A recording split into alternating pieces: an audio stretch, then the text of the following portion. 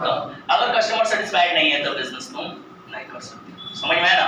ज्यादा लंबे समय तक तुम्हारा बिजनेस चलेगा। क्लियर है? बिजनेस में हमें यही पढ़ना था। बिजनेस में हमें क्या पढ़ना था? यही पढ़ना था कि बिजनेस क्या होता है? प्रॉफिट कमाने के लिए किया गया रेगुलर एक्टिविटी। प्रॉफिट कमाने के लिए किया गया रेगुलर एक्टिविटी, उसे बिजनेस कहेंगे। बिजनेस का आपने फीचर्स देखा 5, समझ में है ना? अब आते हैं हम लोग प्रोफेशन पे। अब आते हैं हम लोग किस पे? प्रोफेशन पे। प्रोफेशन क्या होता है?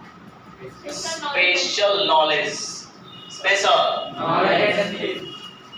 Knowledge and skill, knowledge and skill.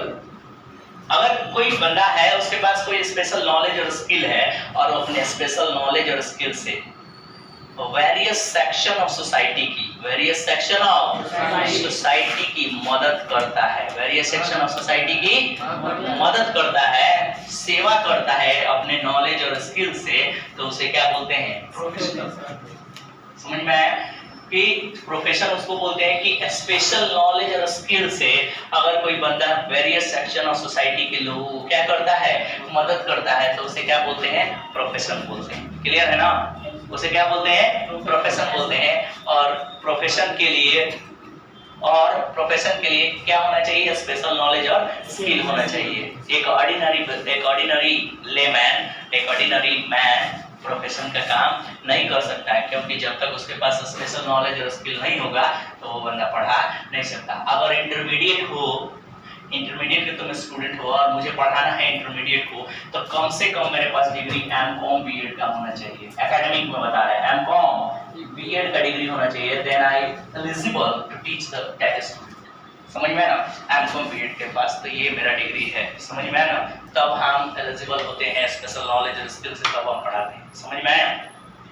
मेरे पास बीएड की डिग्री पहले नहीं थी तो मैं अपना कोचिंग नहीं खोल सकता था, लेकिन 21 में मेरे पास 19-21 सेशन 2 साल में मैंने बीएड किया 19-21 में, तो वो एलिजिबल हो पाया इंस्टीट्यूट ओपन करने के लिए। तो ये डिग्री होना चाहिए, तब आप एलिजिबल होते हैं इंस्टीट्यूट पढ़ाने के लिए, नहीं तो चेकआउट होगा, आपका कोचिंग लाइसेंस कैंसिल हो जाएगा, आप पढ़ा नहीं सकते। ठीक है? अंडर में रह के पढ़ा सकते हैं किसी के, अगर क्राइटेरिया अगर ये फुलफिल नहीं कर रहा है। जैसे डॉक्टर के लिए आपके पास क्या होना चाहिए? एमबीबीएस की डिग्री होना चाहिए, एमबीबीएस की डिग्री होनी चाहिए। Then you open a hospital, तब आप हॉस्पिटल ओपन कर सकते हैं और मरीजों को ट्रीट कर सकते हैं। क्लियर है? जैसे आप लॉयर हैं तो आपके पास एलएलबी की डिग्री होनी चाहिए। समझ में आया ना? ये चीजें मैंडेटरी होती है, तब वो स्पेशल जो ये डिग्री प्राप्त होगी तो आपके पास स्पेशल नॉलेज और स्किल आता है। समझ में आया ना? तब आप वेरियस सेक्शन ऑफ सोसाइटी के लोगों को मदद करते हैं। तो इसका फीचर्स हम लोग जानते हैं। फीचर्स लिखे थे ना इसका? फीचर्स लिखे थे इसका, तो लिखिएगा फीचर्स क्या था? पहला एक number body of specialised knowledge. Body of specialised knowledge होना चाहिए। अभी लिखना नहीं है, लिखवा दिए तो बिजनेस प्रोफेशन जो लोग का छूटा है वो किसी से कॉपी लेके अपना फोटो क्लिक करके खींच लेंगे। ठीक है? और समझ लेंगे, जो ना समझ में आएगा एक्स्ट्रा क्लास में मैं समझा दूंगा। क्लियर है?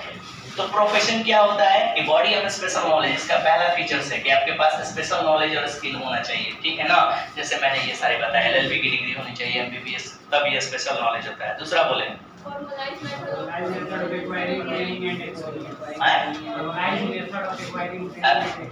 Acquiring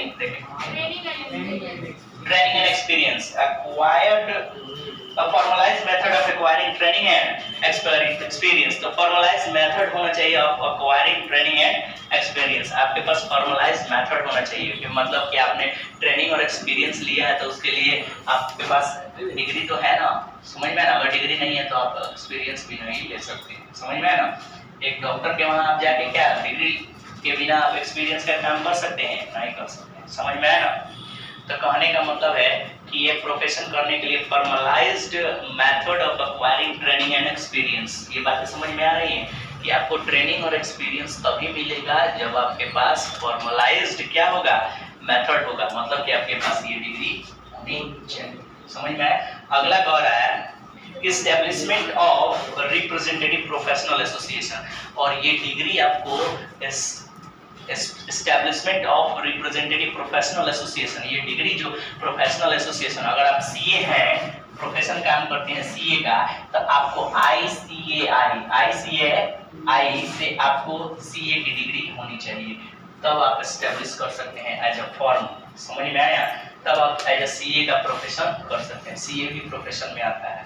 जो लोग टैक्स वगैरह फाइल करते हैं ना, वो सीए का अगर जब तक सिग्नेचर और मोहर नहीं होगा तब तक वो एलिजिबल नहीं होता है।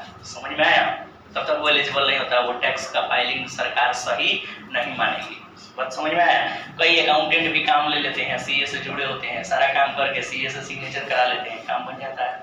अकाउंटेंट भी जो बीकॉम करके अकाउंटेंट का काम सीख लेते हैं, वो लोग भी काम, वो तो अकाउंटेंट ही करता है सारा काम, सीए कहाँ कुछ करता है। एक बार डिग्री हाथ में आ जाने के बाद बस सिग्नेचर की वैल्यू हो जाती है।